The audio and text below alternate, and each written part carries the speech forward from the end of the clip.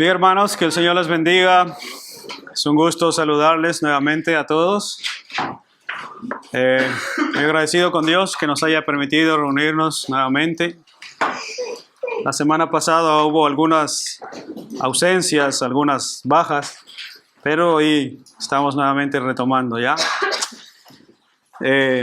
Como ustedes saben, estamos estudiando la carta a los Efesios, por lo que les voy a pedir que abramos entonces nuestras Biblias en la carta a los Efesios, en el capítulo número 4.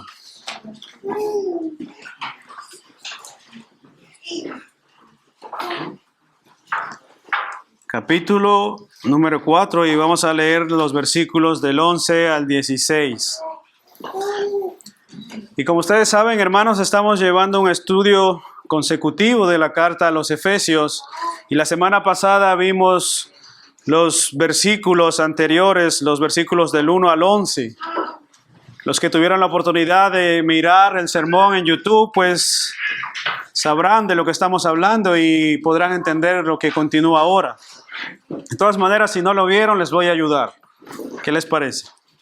Pongámonos de pie, hermanos, para leer la escritura en capítulo 4, Efesios capítulo 4, versículo 11 al 16, y dice así: Y él mismo constituyó a unos apóstoles, a otros profetas, a otros evangelistas, a otros pastores y maestros, a fin de perfeccionar a los santos para la obra del ministerio, para la edificación del cuerpo de Cristo, hasta que todos lleguemos a la unidad de la fe y del conocimiento del Hijo de Dios, a un varón perfecto, a la medida de la estatura de la plenitud de Cristo. Versículo 14, para que ya no seamos niños fluctuantes, llevados por doquiera de todo viento de doctrina, por estratagema de hombres, que para engañar emplean con astucia las artimañas del error, sino que, siguiendo la verdad en amor, crezcamos en todo en aquel que es la cabeza, esto es Cristo, de quien todo el cuerpo, bien concertado y unido entre sí por todas las coyunturas que se ayudan mutuamente según la actividad propia de cada miembro, recibe su crecimiento para ir edificándose en amor. Oremos, hermanos. Señor, queremos venir delante de ti como un solo cuerpo, Señor, como una sola iglesia, habiendo recibido, Señor, la fe, la esperanza en ti, bendito Dios. Nos presentamos esta mañana o esta tarde, Señor, para rogarte por tu misericordia, para rogarte por tu perdón, bendito Dios. Perdona nuestros pecados y nuestras ofensas, ya sea en pensamiento, en actitud o en acciones, Señor, que hayamos tenido. Y dispón ahora nuestros corazones para escuchar la verdad de tu palabra y el significado de lo que es una iglesia, Señor, de lo que es la iglesia, el propósito por el cual tú le has dado dones a tu iglesia, regalos a tu iglesia para ser edificada, bendito Dios, y cumplir así tu propósito, bendito Dios. Ayúdanos a entender como iglesia y parte de la iglesia y parte de este cuerpo, Señor, de creyentes, cuál es nuestro rol y función dentro de esta tu obra, Señor. Nos ponemos en tus manos y oramos, Señor, para que esta palabra sea edificada en nuestros corazones, Señor. Te pido asimismo que me ayudes en mis debilidades, Señor, y que tu palabra y Cristo sean exaltados en medio nuestro, Señor. En el nombre de Jesús. Amén. ¿Pueden tomar asiento, mis hermanos?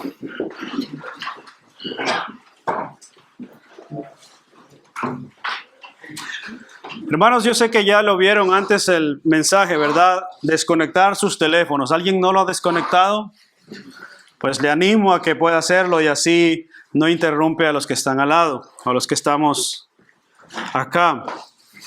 Hermanos, la semana pasada se cumplieron 21 años del lamentable atentado conocido como el 11S. El 11S, se han cumplido ya 21 años. Y no cabe duda, hermanos, que esos atentados están en la memoria de todos aquellos que lo vivieron, o por lo menos de todos aquellos que lo vimos por transmisión, pues en directo, en televisión, ¿verdad? Tal vez algunos jóvenes y algunos niños ni siquiera saben qué fue eso. Pero los que lo vieron, que parecía una película de acción, pero que era una gran realidad, pues aún está en la mente. Yo cuando desperté ese día estaba acostado en el sofá y me había quedado dormido ahí. Y mi madre estaba sentada en el sofá, al filo del sofá mirando y lloraba. Y yo digo, ¿está llorando con una película de acción? Y yo seguía durmiendo. Y cuando me di cuenta, era un atentado terrorista en directo. Impresionante, hermanos.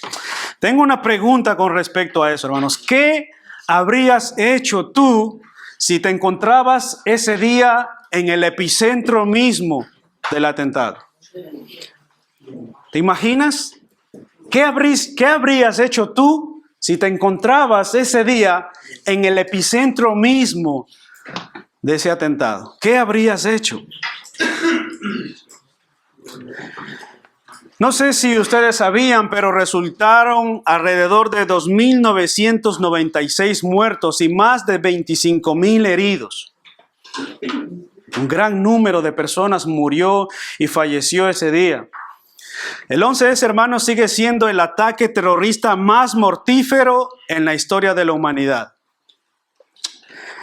Y el incidente más mortífero para bomberos y agentes de la ley en la historia de los Estados Unidos, sobre todo porque entre las víctimas había bomberos y policías y murieron 340 víctimas entre bomberos y policías, todos con sus equipos de trabajo.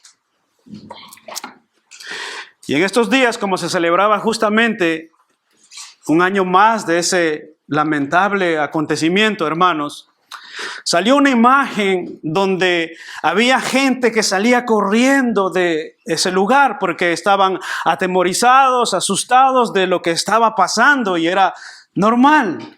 Pero había gente corriendo a toda prisa, empujándose y aplastándose unos a otros, salían corriendo.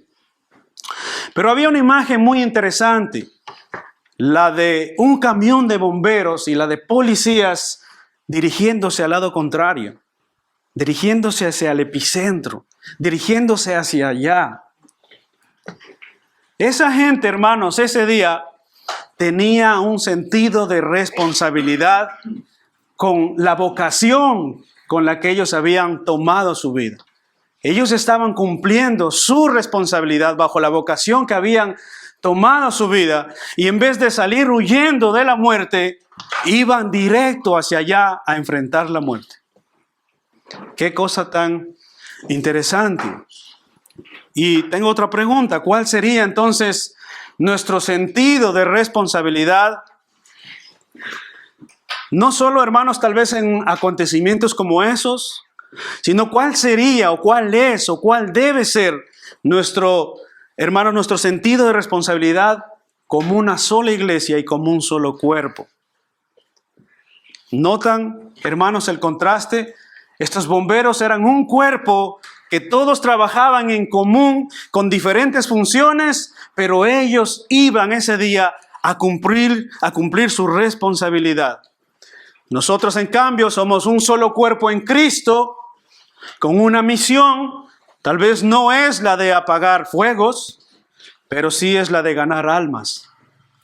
Entonces, ¿cómo o cuál es nuestro sentido de responsabilidad como una sola iglesia? Y yo quiero que veamos este texto, hermanos, en tres encabezados, y el primero de ellos es: Dios constituye a los llamados a servirle. Dios constituye a los llamados a servirle. Versículo 11 dice, y Él mismo, ustedes saben que la semana pasada estaba hablando de Cristo, de su ascensión después, ¿verdad? De su resurrección y de su vida. Él dice que había constituido, dice el versículo 11, dice, y Él mismo constituyó a unos apóstoles, a otros profetas, a otros evangelistas y a otros pastores y maestros. Y hermanos, antes de continuar y metiéndonos a profundidad en el tema, quiero recordarles que estamos viendo la carta a los Efesios y por lo tanto la carta a los Efesios fue enviada a esa iglesia llamada o conocida o que estaba en un lugar geográfico en Éfeso. Entonces esta carta, hermanos, es dirigida a cristianos, a creyentes, y Pablo está hablando primordialmente a la vida interna de la comunidad cristiana, a la vida interna de la iglesia. Y el versículo 11, hermano, nos da una idea de las provisiones que Cristo hizo para dotar a la iglesia con el liderazgo específico que necesitaba. El versículo 11 nos dice que Cristo mismo constituyó ministerios para dotar a la iglesia para que pudiera cumplir su función. Y el texto dice que es Cristo ascendido por encima de todas las cosas quien constituyó a unos para ciertas funciones y ministerios dentro de su iglesia. Y el verbo constituyó, que en griego es didomi, equivale a dar. Dios dio dones, Dios da dones a las iglesias, pero específicamente hablando de los dos primeros ministerios, apóstoles y profetas, podemos referirnos claramente que Dios dio, hablando en pasado. Dios dio apóstoles y profetas, y el primer cargo en la iglesia fue aquel de los apóstoles. Los apóstoles. El original en griego apóstolos significa uno enviado. Eso es prácticamente lo que significa apóstol, uno enviado. Y de una u otra manera todos nosotros no somos apóstoles, pero sí somos enviados, ¿verdad? Los apóstoles eran dos hermanos elegidos por Jesús para estar con Él y ser así enviados a predicar y a testificar de su muerte y su resurrección. Estos hombres son los que después de la resurrección del Señor Jesucristo justamente se transformaron en sus testigos oculares. Así que donde ellos iban contando lo que había sucedido con su maestro. ¿Y quién era este maestro? Pues ellos afirmaban que ese maestro, Jesucristo, era el Mesías esperado por la iglesia. Ellos entonces, hermanos, iban como testigos, plantando iglesias y estableciendo la doctrina apostólica en cada lugar donde iban. Y el segundo es el de los profetas. El profeta tenía un ministerio muy amplio y relacionado algunas veces con las circunstancias y otras con las necesidades espirituales del pueblo. Los profetas estaban muchas veces ya lo he dicho muchas veces, pero es necesario que lo digamos nuevamente. El profeta estaba para exhortar al cómodo, al que está cómodo, pasivo, que no hace nada. El profeta estaba para eso, exhortarle, para que despierten y busquen a Dios. Y también estaba asimismo para consolar a los afligidos y para hablar de parte de Dios y delante de Dios. Y ellos tenían un dicho muy conocido. ¿Ustedes recuerdan? Ellos decían siempre, antes de empezar a hablar, decían, así dice Jehová. Esa era su frase específica. Así dice Jehová. No es lo que ellos decían o pensaban. No, así dice Jehová. Estos son, hermanos, los profetas. Tanto los profetas como los apóstoles fueron usados por Dios para establecer la base y el fundamento de la iglesia cristiana. Y este punto es muy interesante. Es muy importante que entendamos esto, que los apóstoles y profetas fueron usados por Dios en un tiempo específico de la iglesia para establecer la base y fundamento de la iglesia cristiana, y a través de sus escritos, bajo influencia del Espíritu Santo, se conformó lo que hoy conocemos como el canon bíblico. Esto no. El canon bíblico, hermanos. Los apóstoles y profetas fueron quienes instituyeron la base del cristianismo. Aquí está. Por lo tanto, si dijéramos hoy a nuestros días que todavía están vigentes esos ministerios de apóstoles y profetas, estaríamos diciendo que el canon sigue abierto y por lo tanto hay que añadirle más a la escritura. ¿Por qué? Porque esos hombres hablaban inspirados de Dios, enviados de Él. Entonces, sería una contradicción total decir que esos ministerios están al día de hoy vigentes. De hecho, no sé si ustedes recuerdan, pero de hecho para ser nombrado un apóstol debía cumplir ciertas características, haber sido testigo del bautismo de Cristo y de su muerte y resurrección y haber caminado con Él. ¿Quién puede cumplir hoy en estos días esas características? Hermanos, Efesios 2:20 es lo que dice, edificados, oiga eso, edificados sobre el fundamento de los apóstoles y profetas. Ellos son la base, hermanos, ellos son la base de la iglesia cristiana. Ustedes saben, en construcción, La base de una construcción, de una casa, de un edificio, cualquier sea, la base se coloca una sola vez. Y sobre ella se coloca pues lo que se va a construir. Pero la base se coloca una sola vez. Por eso dice Efesios 2:20 que los apóstoles y profetas, sobre ellos está fundado el ministerio de la iglesia del Señor Jesucristo. Amén. Hasta ahí estamos de acuerdo, estamos claros. Bien, hermanos, fin de la explicación hasta ahí con los apóstoles y profetas. El siguiente oficio es el de los evangelistas. Los evangelistas igualmente es un don dado por Dios. Si ustedes notan, esto está entre estos ministerios del versículo 11. El evangelista es un don dado por Dios y que al igual, hermanos, que no todos hemos sido llamados apóstoles, no todos hemos sido llamados profetas, igualmente no todos somos o tenemos el don de evangelistas. ¿Se ha dado cuenta de eso? No todos tenemos el don de evangelistas. Unos tienen unos dones, otros dones. Así como no todos fueron apóstoles, no todos fueron profetas. Y como dice Pablo, ¿son todos pastores? ¿Hablan todos en lenguas? No. Dios dio dones distintos y diferentes a cada uno. Pero el hecho de que no todos, hermanos, tengamos el don de ser evangelistas, sí estamos llamados a evangelizar. ¿Oyeron eso? El hecho de que no tengamos o no poseamos o Dios nos haya dado el don, tal vez, yo no sé si hay aquí en medio nuestro alguien que tenga el don de evangelista, pero hermanos, aunque no tengamos el don de evangelista, sí somos llamados a evangelizar. Y esto lo dice Mateo 28:19. Todos estamos bajo el mandamiento, la gran comisión. Id por todo el mundo y haced discípulos a las naciones, bautizándolos en el nombre del Padre, del Hijo y del Espíritu Santo, enseñándoles a que guarden todas estas cosas, y aquí yo estaré con vosotros hasta el fin del mundo. Y esa es la gran comisión para toda la iglesia. Así que no te escondas de predicarle a Cristo a alguien. No vayas a salir diciendo, bueno, yo como no tengo ese don, pues allá que se salven los que puedan. O como aquellas personas del día del 11S, ¿verdad? Salieron corriendo, tal vez por temor, por miedo, obviamente, muy natural, muy normal, pero los cristianos no estamos llamados a oír cuando podemos compartir el evangelio a alguien, cuando podemos predicarle el evangelio a alguien. Hagámoslo, hermanos. Es necesario. ¿Se dan cuenta? Y el último, hermanos, tenemos entonces a los pastores maestros. ¿Saben ustedes algo? Ha habido mucho debate en cuanto si se refiere a este pasaje a dos funciones distintas o a una sola. ¿Sabían eso ustedes? Ha habido mucho debate con respecto a si es dos funciones distintas, pastores y maestros, o uno solo. Había mucho debate de muchos siglos y no lo vamos a solucionar ahora, y menos yo. Ok, hermanos. Por un lado, hermanos, están los que creen que se refiere a los pastores y maestros, o sea, dos oficios distintos, y por otro lado, están los que entienden que se refiere a un mismo oficio. O sea, hay dos partes ahí divididas.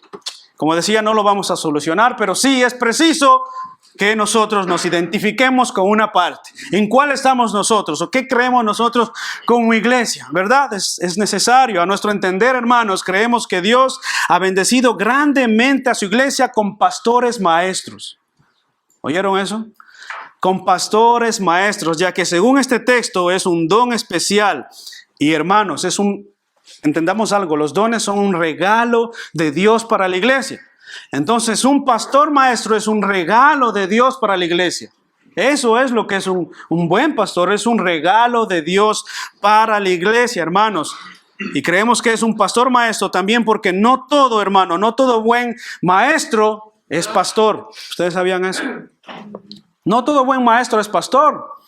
Hay buenos maestros en seminarios teológicos, en seminarios bíblicos, y no son pastores, pero son excelentes maestros.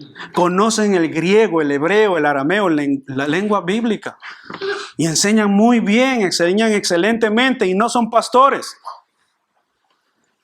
Hermanos, no todo buen maestro es pastor, pero sí todo pastor debe ser un buen maestro.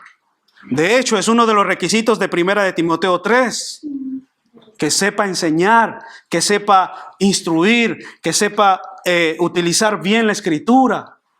Y debe no ser un neófito, O sea, una persona que no tiene conocimiento, debe tener conocimiento y debe saber manejar la Escritura. Y por lo tanto es uno de los requisitos de 1 de Timoteo. Un buen pastor debe ser también un buen maestro. Pero no todo maestro es un buen pastor, porque no todo maestro ha sido llamado a pastorear. Amén. Y en ese sentido, hermanos, podemos decir que tanto los profetas, apóstoles, evangelistas, pastores y maestros son un regalo de Dios para la iglesia.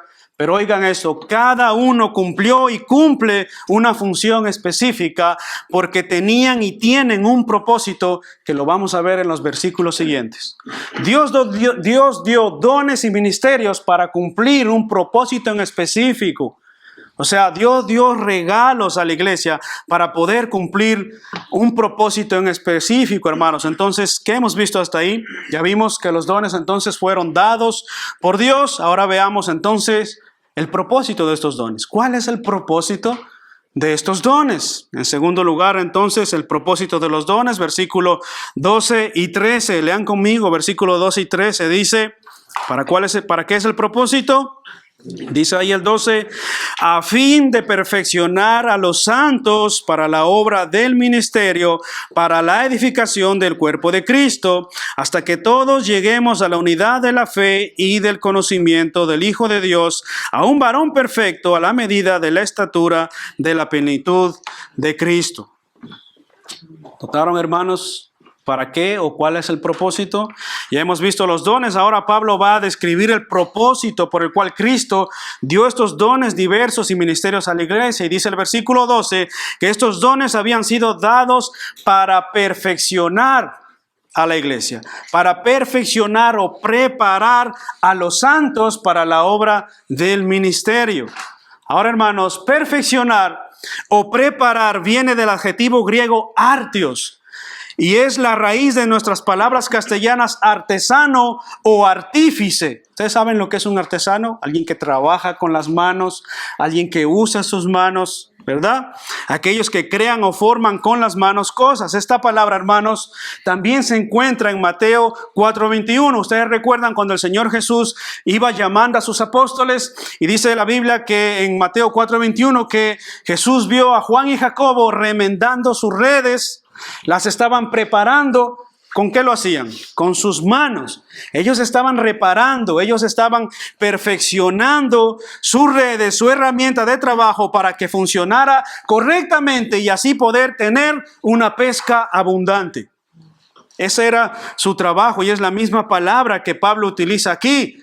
Dice que estos dones fueron dados para perfeccionar a los santos. En otras palabras, hermanos, lo que Pablo quiere decir es que estos ministerios, en especial los de los pastores y maestros, están para preparar, para corregir, para reconstruir como un artesano a la congregación para la obra del ministerio. ¿Se dan cuenta? Para eso está, o para eso Dios dio estos dones. En especial los que hoy existen o los que hoy están vigentes, que son los pastores maestros, están para reconstruir, para reparar, para perfeccionar a los santos para la obra del ministerio. Y noten qué detalle tan importante. Yo no sé si ustedes habían notado alguna vez este pasaje, pero ¿qué dice este pasaje? Dice este detalle tan importante. Ahí no dice, por ejemplo, que los pastores deben llevar a cabo la obra del ministerio solos. No dice eso, ¿verdad? No dice eso, que los pastores deben encargarse de toda la obra del ministerio. No dice eso. Dice el versículo 12 que es la iglesia en conjunto, en unidad, la que tiene que llevar a cabo la obra del ministerio. Toda la iglesia. Qué interesante, ¿verdad? No sé si ustedes se han dado cuenta. De hecho, en la disciplina bíblica, esto es así. Por ejemplo, dice Mateo 18, dice, si tu hermano peca contra ti, ve tú y repréndele. No dice, ve y dile al pastor que vaya a él y le reprenda. No dice eso, ¿verdad? Dice, ve tú y repréndele. Y si no hace caso, pues entonces llama a 2 testigos. Todavía no han nombrado a los pastores. Todavía está en privado, 2 testigos, nadie más. ¿Se da cuenta? ¿Y quién está haciendo la labor ahí? Tú. Y si no hace caso, entonces vas con 2 testigos. ¿Qué 2 testigos de dónde? 2 testigos de Jehová. No, ¿verdad? Son dos testigos de tu iglesia, de tu hermano, que conocen al hermano, que conocen tal vez y pueden enterarse de la situación y son sabios, entendidos y tienen la madurez para ayudarte en ese caso, ¿verdad? Dos testigos. Y luego dice, entonces, si no hace caso y no escucha, entonces, y solo entonces, dilo a la iglesia. ¿Se dan cuenta cómo participa la iglesia? La iglesia está participando activamente, no pasivamente. Está participando activamente, hermanos. Los pastores están ahí también para que la iglesia cumpla ese rol, cumpla esa función y cumpla esa labor. Los pastores están mirando dónde están los agujeros en la red. ¿Dónde está esta red? No está pescando bien. ¿Qué vamos a hacer? Vamos a mirar dónde están los agujeros en la red. ¿Cuál es el miembro que está afectando a la unidad? Son los pastores los que deben trabajar en esto. ¿Dónde está la piedra que aparte de romper, hizo que la red al salir del agua salga más pesada? Los pastores deben estar trabajando, perfeccionando. ¿Se dan cuenta? Para que la red funcione correctamente y cumpla eficazmente su función. Hermanos, eso tiene mucho sentido porque la iglesia está involucrada activamente, o por lo menos eso debería ser así. Eso debería ser así. Y si tú eres miembro de la iglesia, tú estás llamado a ser intencional en prepararte, en servir en la obra de la iglesia y en la obra del ministerio. Debes ser intencional. Si tú eres cristiano y perteneces a una iglesia, debes ser intencional en prepararte para servir en esta gran obra que muchas veces es ardua. ¿Sabían eso? Es ardua la labor. Hermano, lo contrario a esto es una persona, un miembro que asiste un domingo como cualquier otro domingo, el que se congrega aquí y viene domingo tras domingo y se conoce como el cristiano consumista. Una persona que viene un domingo tras domingo tras domingo y no se involucra en la iglesia, viene, escucha el sermón, apacigua su conciencia y se va para su casa tranquilo. Yo ya cumplí por hoy domingo, switchado. Cumplí con mi labor y cumplí con mi misión. No tiene ningún compromiso con la iglesia, no asiste a ninguna de sus reuniones de oración ni de estudio bíblico, no se junta con otros hermanos, ni sabe nada de su iglesia, excepto la dirección donde queda. Eso sería lo contrario a una persona que no está siendo intencional en perfeccionarse, en capacitarse, en comprometerse, en tomar responsabilidad. Y eso es una labor de todos como iglesia, de todos y cada uno de nosotros. Por ejemplo, nosotros, yo que predico hoy domingo, yo no podía haber llamado hoy domingo o decir, hermanos, hoy no voy. Eso es absurdo, hermanos. Tanto yo como ustedes no pueden hacer eso. ¿Por qué entonces, hermanos, creen ustedes que estamos acá? Estamos aquí porque hay un sentido de responsabilidad. Tenemos responsabilidad primeramente delante de Dios, pero también delante de ustedes. Entonces por eso no podemos enviarles un mensaje al WhatsApp de la Iglesia Bíblica Dios Soberano diciéndole, hermanos, ahí vean quién predica, yo hoy no voy a la iglesia. Eso sería imposible, hermanos. No tiene, hermanos, ningún sentido.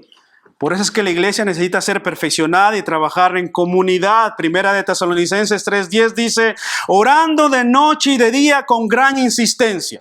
¿Oyeron eso? En nuestras reuniones de oración y en nuestras casas debemos tener esta actitud, orando de noche y de día con gran insistencia para que veamos vuestro rostro y contemplemos lo que falta en vuestra fe. Por eso nos reunimos a orar como comunidad y por eso oramos también en nuestras casas. Por eso nos reunimos los viernes y los viernes de vigilia para orar por la comunidad. Por cierto, hermanos, ¿sabíais que oramos por vosotros aquí en la iglesia los viernes? Así que si no quieres venir, no pasa nada. Quédate en casa, aquí oramos por ti. No, ¿verdad? Debemos incluirnos en la vida activa de la iglesia. Debemos venir a la reunión de oración. Es lo que dice Pablo, orando de noche y de día con gran insistencia para que veamos vuestro rostro y completemos lo que falta en vuestra fe. Oramos para que Dios complete lo que falta en vuestra fe. Oración unos por otros. ¿Se dan cuenta? Eso hace la iglesia, eso es cumplir la labor del ministerio, eso es ser parte de la labor. Primera de Corintios 1:10 dice: os ruego pues, hermanos, por el nombre de nuestro Señor Jesucristo, que habléis todos una misma cosa y que no haya entre vosotros divisiones, sino que estéis perfectamente unidos en una misma mente y un mismo parecer. ¿Cómo es posible esto si no tenemos unidad doctrinal? Si no participas de un estudio bíblico, si no te quedas al discipulado bíblico, al estudio bíblico después del domingo del culto. ¿Cómo es posible entonces que cumplamos nosotros esta labor? ¿Cómo es posible que nos perfeccionemos en la obra del ministerio si no estamos hablando todos la misma cosa y si hay división tal vez doctrinal en medio nuestro y si no estamos unidos en una mente y un mismo espíritu?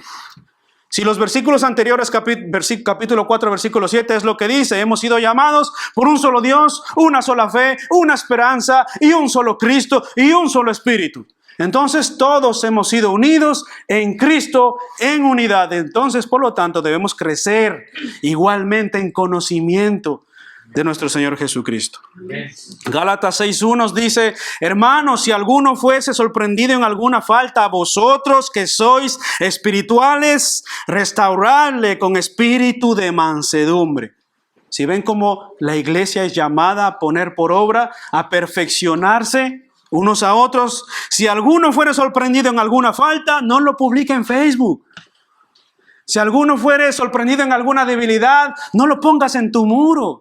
No, ¿qué dice? Si alguno fuere sorprendido en alguna falta, vosotros que sois espirituales, restauradle con espíritu de mansedumbre, considerándote a ti mismo, no sea que tú también seas tentado. Versículo 2, sobrellevad las cargas los unos de los otros, cumpliendo así la ley de Cristo. Sobrellevad las cargas los unos de los otros.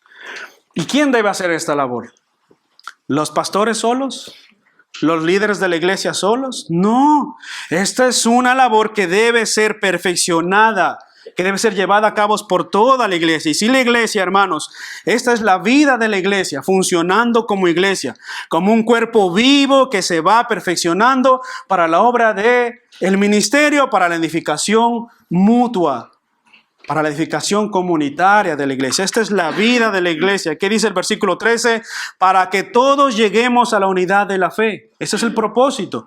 ¿Para qué Dios dio dones y ministerios? Para que todos lleguemos a la unidad de la fe y del conocimiento del Hijo de Dios, a un varón perfecto a la medida y a la estatura de la plenitud de Cristo. Si ves, es un llamado a la madurez.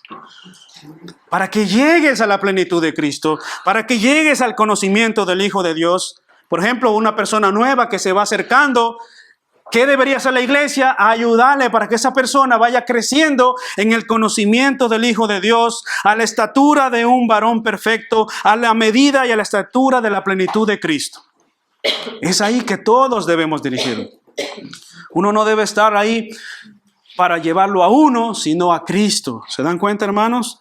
El mismo Pablo dice en Romanos 8:29, porque los que antes conoció también los predestinó, y oigan esto, para que fuesen hechos conforme a la imagen de su Hijo.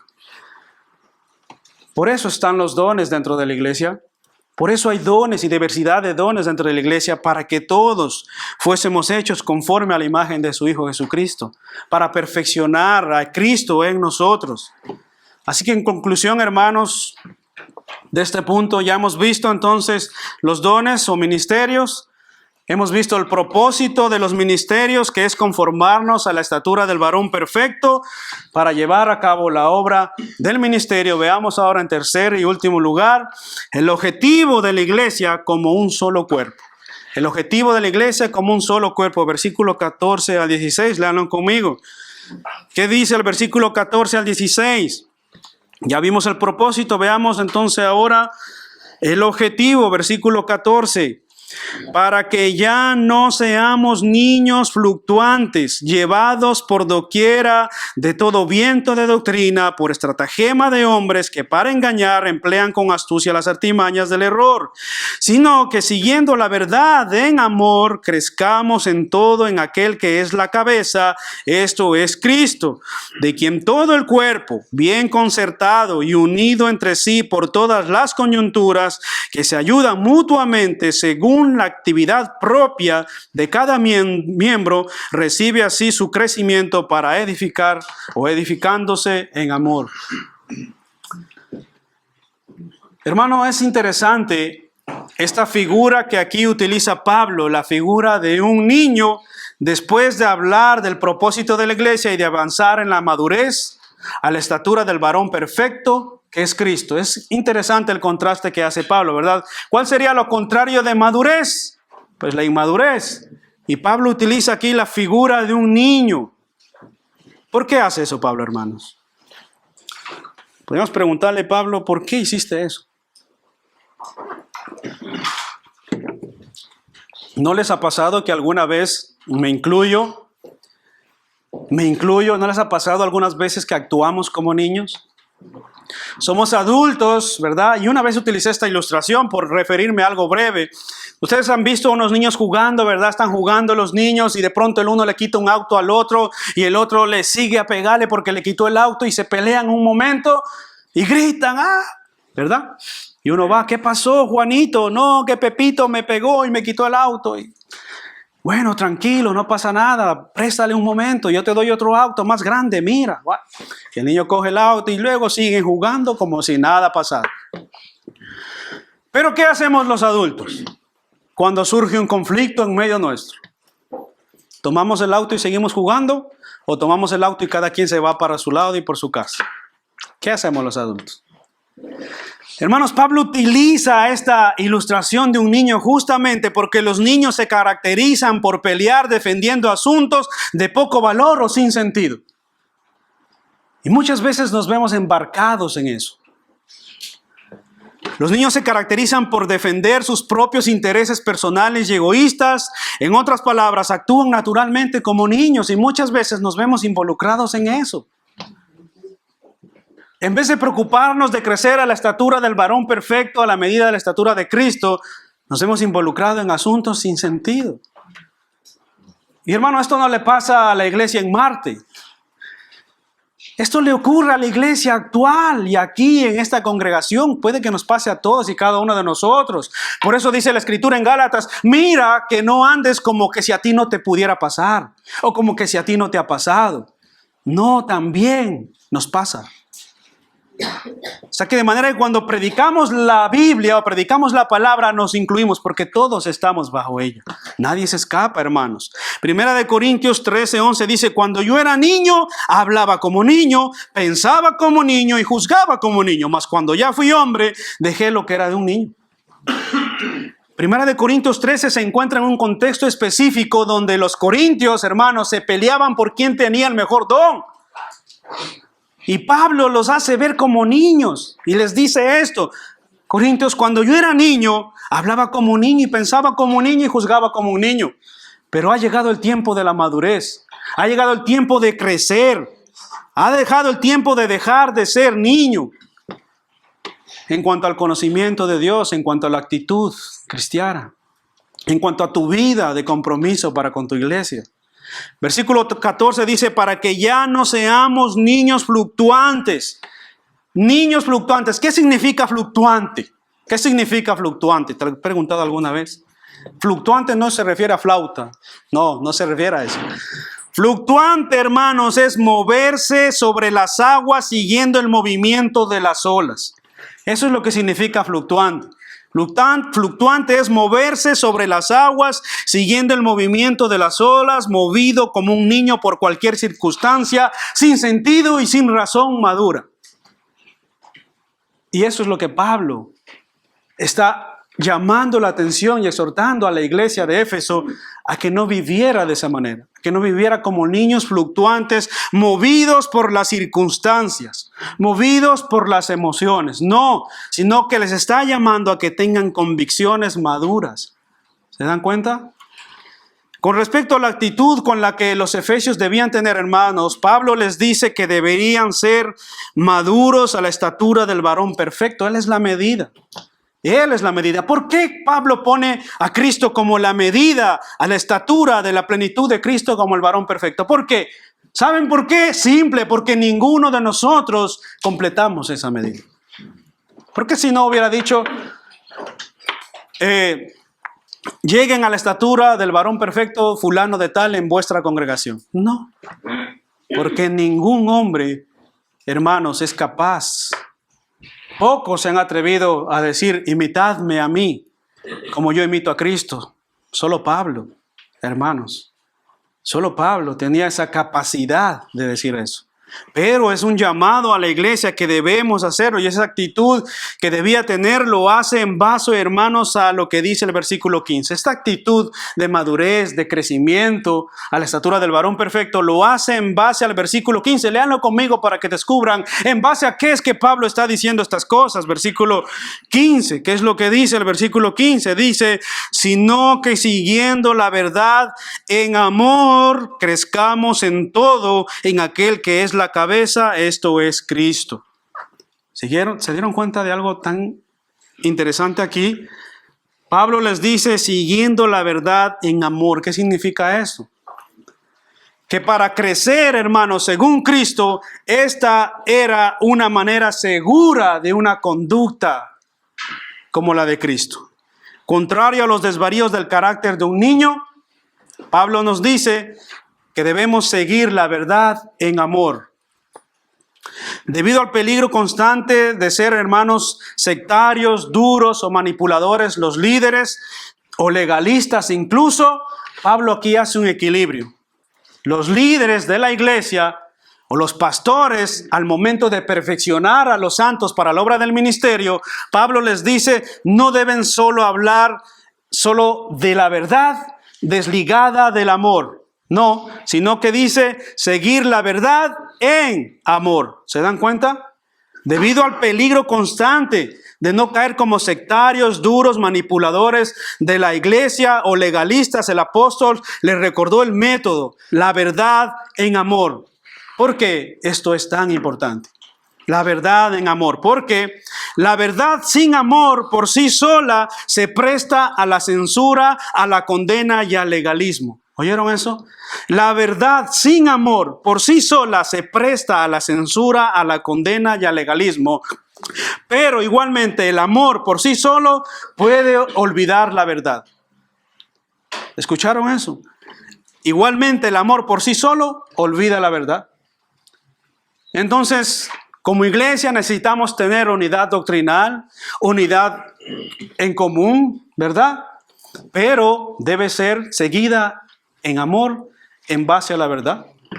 No podemos desligar estas cosas, hermano. No podemos desligar la una de las otras. Ambas cosas van de la mano, se ayudan mutuamente para integrar un estilo de vida equilibrado y bíblico, que era lo que Pablo quería enseñar a los efesios. Un estilo de vida equilibrado, bíblico.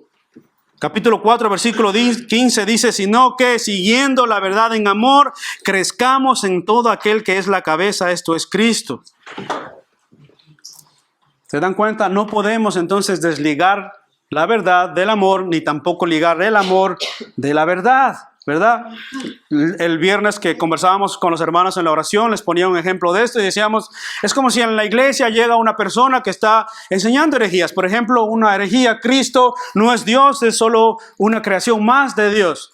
Entonces nosotros en amor debemos decirle, bueno, hay que tenerle paciencia al hermano, tengamos amor por el hermano. No, está enseñando una herejía. Y la verdad, el amor debe ser decirle la verdad, no debe decirle, dejarle ahí en su posición, ¿verdad? Debemos corregir en amor, pero con la verdad. ¿Se dan cuenta?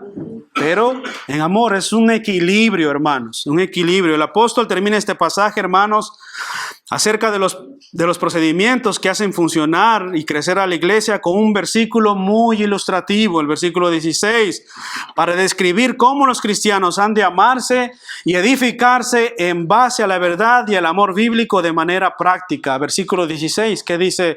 El versículo 16 dice, de quien todo el cuerpo bien concertado y unido entre sí por todas las coyunturas que se ayudan mutuamente, según la actividad propia de cada miembro, recibe su crecimiento para ir edificándose en amor. La primera palabra que utiliza es concertado y unido. El versículo 16 describe una unidad fuerte de la construcción.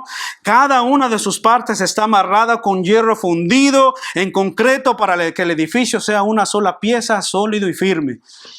Por eso dice concertado y unido. Y el vocablo, hermanos, coyuntura, se toma de la fisiología y se refiere al punto de contacto donde unen dos miembros del cuerpo humano. Como por ejemplo las articulaciones del brazo con el hombro. Por las coyunturas están unidas los miembros, están ligados y unidos los unos a los otros. ¿Se dan cuenta? Y Pablo utiliza esta ilustración de las coyunturas donde están unidas nuestras extremidades, hombros, piernas. ¿Se dan cuenta?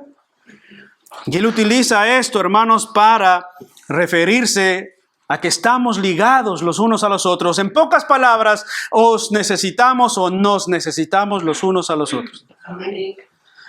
Pero algo especial sucede en el punto de contacto entre los cristianos. ¿Saben eso? Algo especial sucede. Se proveen ayuda mutua.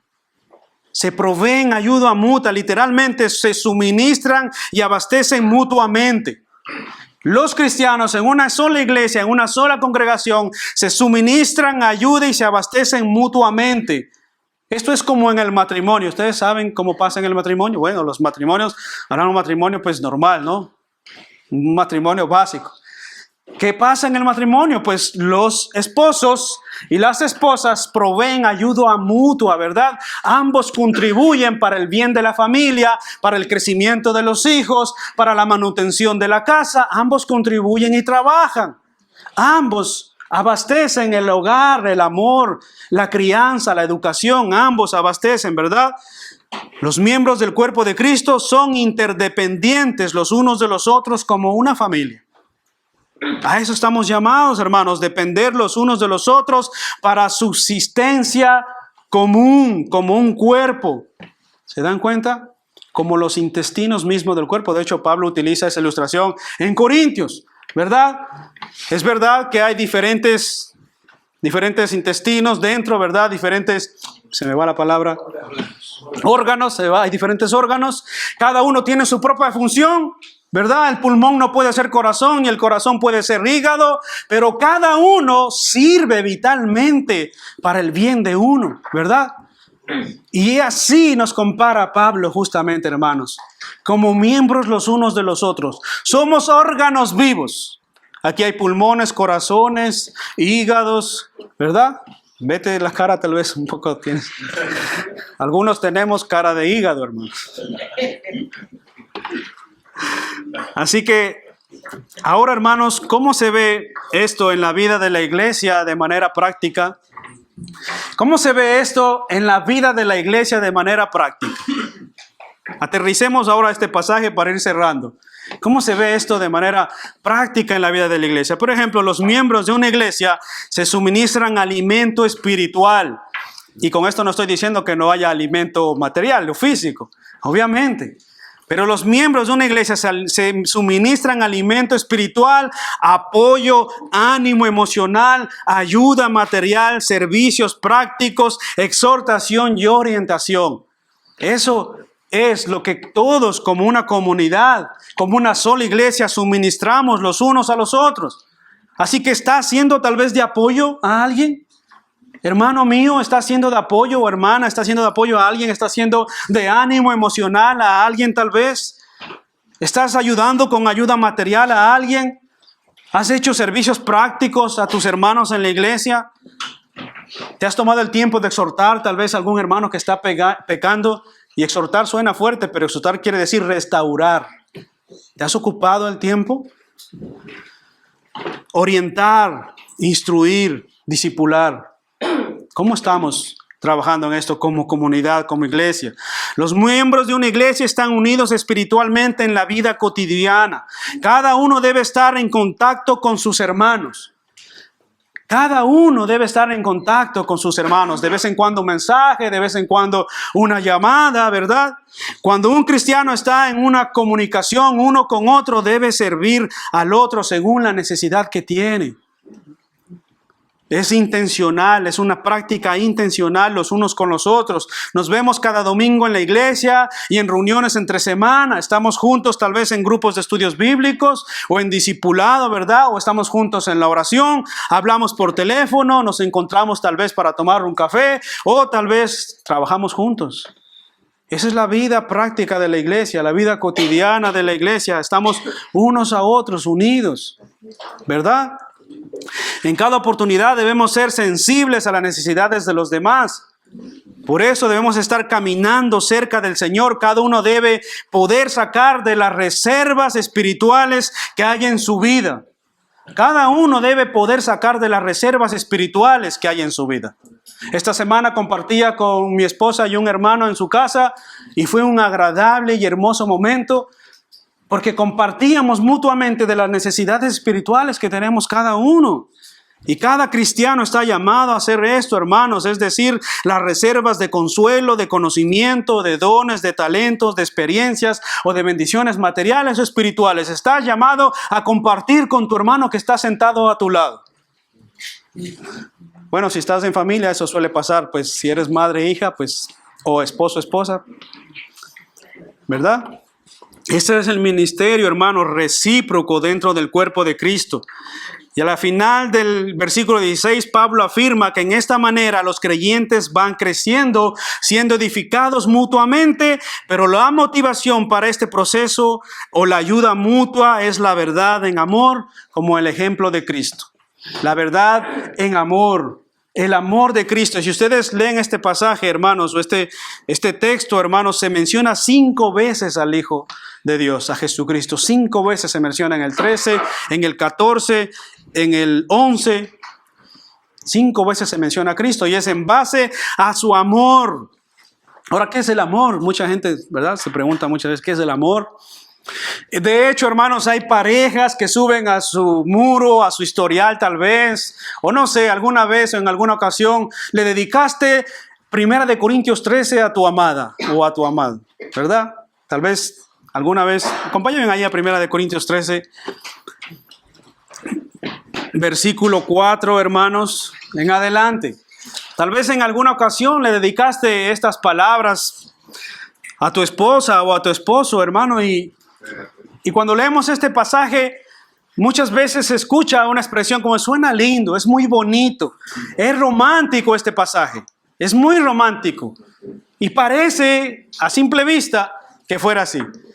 Pero si tú notas, hermano, la definición del amor, mira lo que dice ahí, mira.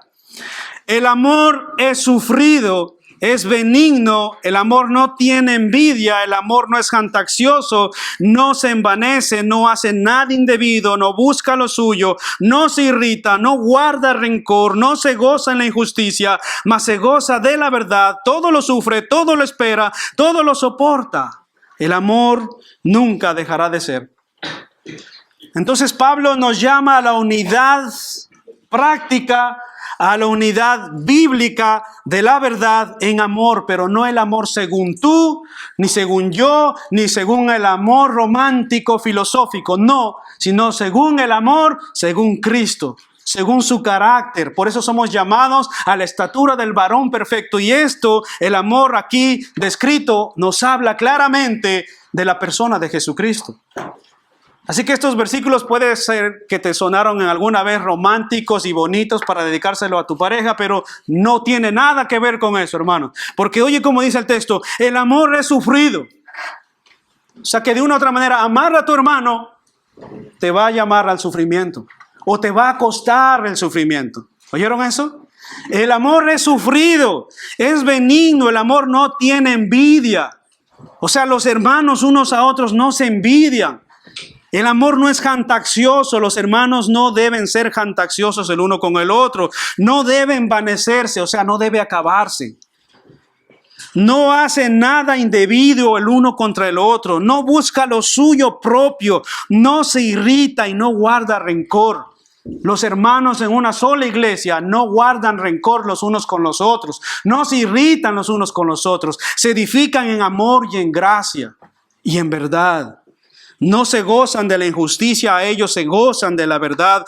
Todo lo sufren, los hermanos todo lo soportan, Todo lo esperan.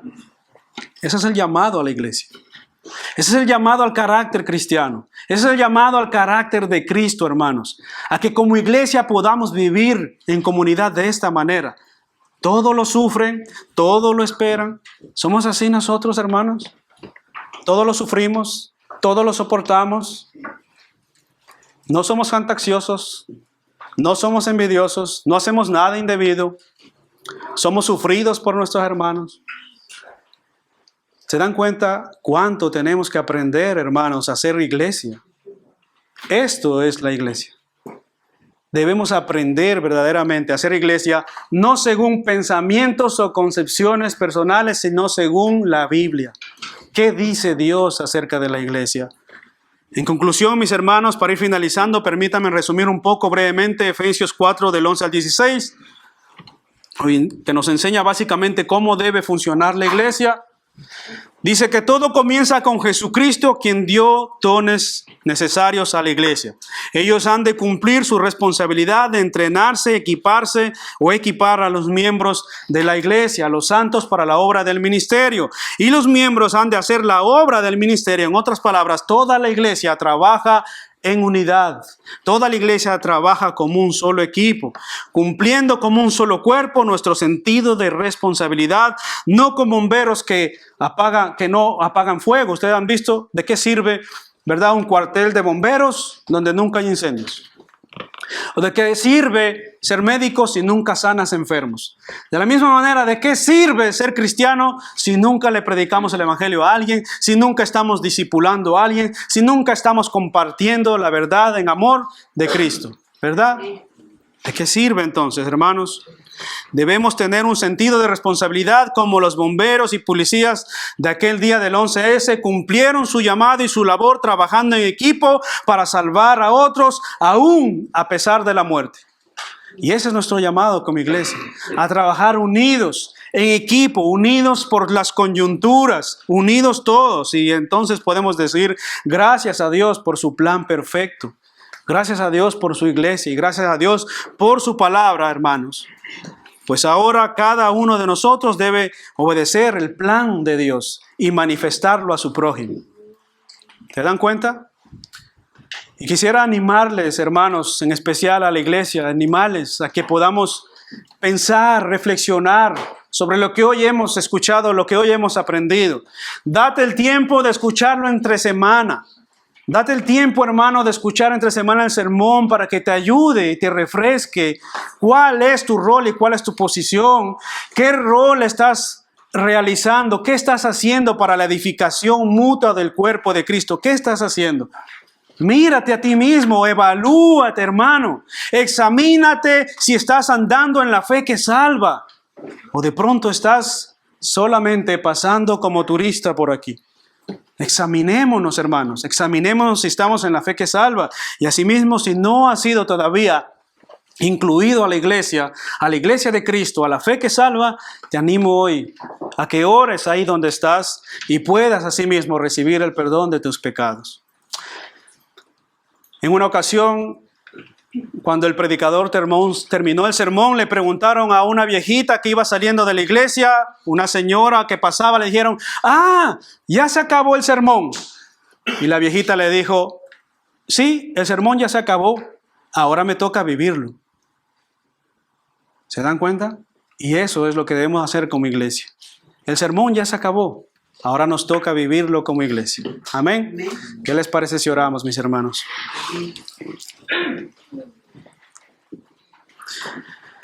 Señor, te damos gracias por este día que tú nos has dado.